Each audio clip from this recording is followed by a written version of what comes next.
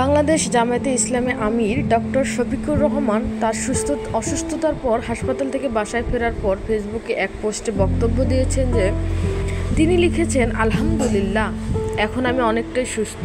হাসপাতালে প্রয়োজনীয় পরীক্ষা নিরীক্ষার পর বিশ্রামের জন্য বাসায় এসেছি।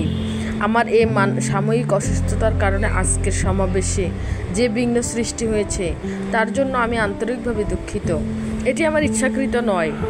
তিনি আরও জানিয়েছেন, হাসপাতালেই তাকে বিএনপি চেয়ারপারসন খালেদা জিয়া, তারেক রহমান সহ দেশের বিদেশের রাজনীতিক সহকর্মী শুভাকাঙ্ক্ষীদের যেমন দোয়া ও সহযোগিতা পেয়েছেন, সেজন্য তিনি আরও কৃতজ্ঞ। পোস্টে আরও লিখেছেন, মহান আল্লাহ নিশ্চয়ই এর মধ্যে কোনো কল্যাণ রেখেছেন। আল্লাহ তাআলা যেন মানুষের কল্যাণের জন্যই আমাকে বাছাইয়া রাখেন, আমিন। এবং আমার দ্বারা যেন দেশ এবং জাতির কোনো ক্ষতি না হয়। আমার জীবন মানবতার সেবায় নিযুক্ত থাকুক। তিনি বিশেষভাবে জাতীয় উপদেষ্টা অধ্যাপক ডক্টর মোহাম্মদ ইউনূসের সহানুভূতির কথা উল্লেখ করে বলেন, তার এই সহমর্মিতা স্মরণীয় হয়ে থাকবে এবং মহান আল্লাহ যেন তাকে উত্তম যাজা দান করুন।